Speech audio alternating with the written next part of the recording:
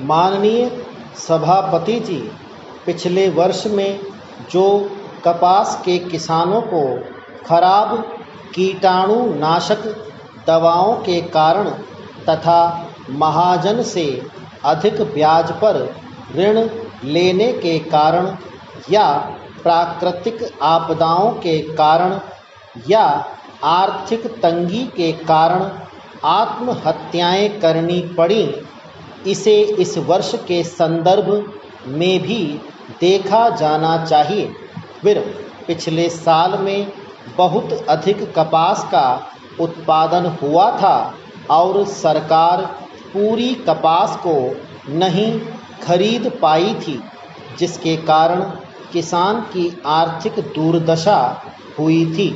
Para, Bharat एक कृषि प्रधान देश है और यहाँ का किसान भारत के 100 करोड़ लोगों को भोजन दे रहा है।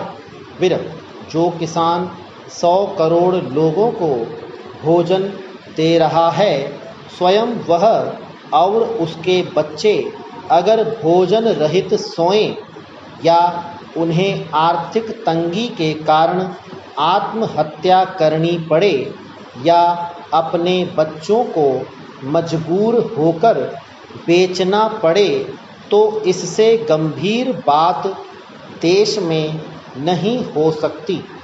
फिर पिछले वर्ष में जब किसान की आर्थिक दशा खराब हो गई तो उसकी उपज कम होना स्वाभाविक थी, क्योंकि अच्छे बीज, खाद और दवाएं लेने के लिए उसके पास पैसा नहीं था। फिर समय पर उसको ऋण नहीं मिला। फिर आंध्र प्रदेश में भी कपास के 37 किसानों ने आत्महत्याएं की थीं और उस वक्त रिजर्व बैंक में इसके अध्ययन के लिए एक समिति का गठन हुआ था।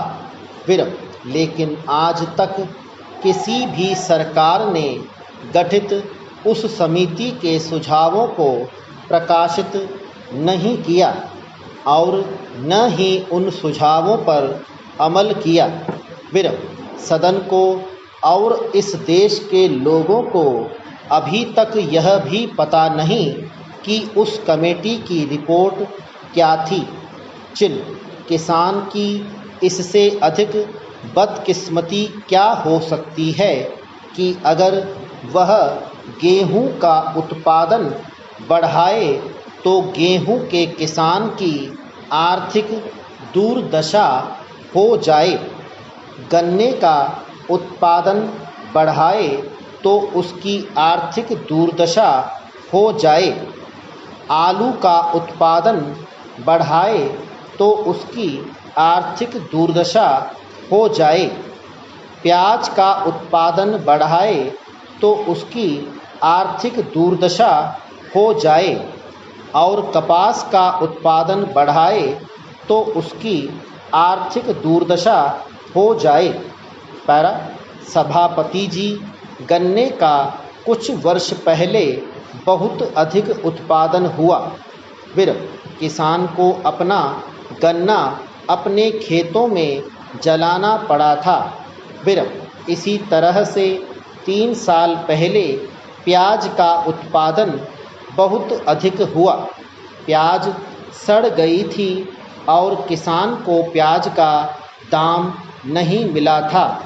फिर इसी तरह से पिछले वर्ष आलू सड़ गया था।